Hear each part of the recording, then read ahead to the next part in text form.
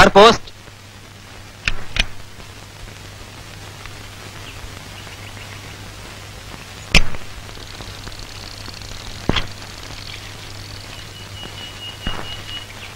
പ്രിയപ്പെട്ട രാമൂട്ടന്, നിന്റെ കത്ത് കിട്ടി. വിവരങ്ങൾ അറിഞ്ഞു സന്തോഷിക്കുന്നു. 3 മാസത്തിനകം നിങ്ങളുടെ കല്യാണം നടത്തണമെന്ന് പറഞ്ഞ് മിനിയുടെ അച്ഛൻ്റെ ഒരു കത്തുണ്ടായിരുന്നു. അമ്മ അമ്പലത്തിൽ നിന്റെയും മിനിയുടെയും പേരിൽ ഓരോ പുഷ്പാഞ്ജലി കഴിപ്പിച്ചു. അടുത്ത മാസം ശമ്പളം മേടിച്ചിട്ട് നീ ഇങ്ങോട്ട് കാശ് അയക്കണ്ട. ഇവിടെ ചിലവിനുള്ള കാശ് ഇരിപ്പുണ്ട്.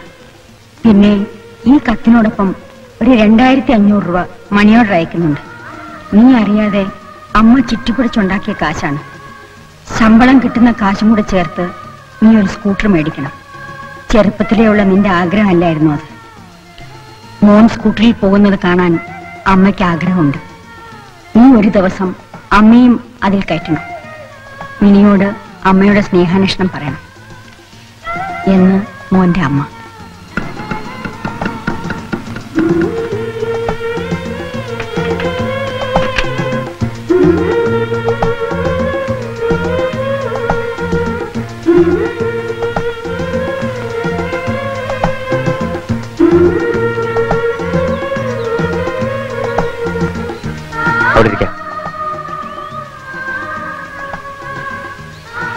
പുതിയതായിട്ട് സ്കൂട്ടറൊക്കെ മേടിച്ചതല്ലേ? മധുരമാവോ അല്ലേ?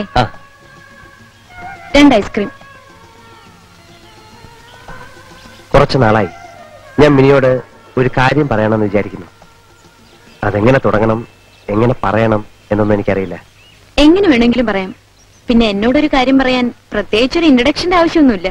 കല്യാണത്തിന് മുമ്പായാലും അതിനുശേഷമായാലും അമ്മായിയപ്പന്റെ കാശിൽ വിലസുന്നത് എനിക്കിഷ്ടമല്ല. തന്നോട് പറയാനുള്ള ഒരു ഡെലിക്കസി കൊണ്ട് ഇത്ര നാൾ പറഞ്ഞില്ലെന്നേ ഉള്ളൂ. മനസ്സിലായില്ല. താൻ എനിക്ക് വേണ്ടി ചെലവാക്കിയ ഈ കാശൊക്കെ ആരുടെ? അതെ, സാറിന്റെ അമ്മായിയപ്പന്റെ കാശൊന്നുമല്ല. അദ്ദേഹത്തിന്റെ കമ്പനിയിൽ ഡയറക്ടറായിട്ട് ജോലി നോക്കുന്നതിന് കൃത്യമായി കിട്ടുന്ന ശമ്പളമാണ്. ഇനി സാറിന്റെ അറിവിലേക്കായിട്ട് വേറൊരു കാര്യം കൂടി പറയാം. സാറ് താമസിക്കുന്ന വീട് എന്റെ പേരിലാണെങ്കിലും എനിക്കെന്റെ ഭർത്താവാകാൻ പോകുന്ന വ്യക്തിയെ അച്ഛന്റെ മുമ്പിൽ അങ്ങനെ കൊച്ചാക്കാൻ പറ്റില്ലല്ലോ. അതുകൊണ്ട് ഞാൻ തന്നെ എല്ലാ മാസവും വാടക അച്ഛനെ ഏൽപ്പിക്കുന്നുണ്ട്. ഇപ്പൊ എന്തു പറയുന്നു? ഇപ്പോ ഞാൻ തനിക്ക് കടക്കാരനായി. അതെങ്ങനെ? നമ്മൾ ഭാര്യയും ഭർത്താവും ആയിരുന്നെങ്കിൽ ഇങ്ങനെ അങ്ങോട്ടും ഇങ്ങോട്ടും ചെലവാക്കുന്നതിനെ കുറിച്ച് കണക്ക് പറയൂ. It's not your money, our my money. We are spending our money. അതൊക്കെ കല്യാണത്തിന് ശേഷമല്ലേ? എന്നാ പിന്നെ കടം തീർക്കാൻ ഒറ്റ വഴിയേ ഉള്ളൂ. എന്താ? എന്റെ കഴുത്തിൽ പെട്ടെന്നൊരു താലിയിട്ട്. എനിക്കിനി 2 മാസം കൂടി കാത്തിരിക്കാൻ വലിയ പ്രശ്നമൊന്നുമില്ല. പക്ഷെ സാറിന്റെ കണക്കിൽ കടം കൂടിയെന്ന് വരും. എന്റെ അമ്മോ, എനിക്കിപ്പോ ഒരൊറ്റ ആഗ്രഹമുള്ളൂ. തന്നോട് ഒരിക്കലെങ്കിലും വാചകം അടിച്ച് എനിക്ക്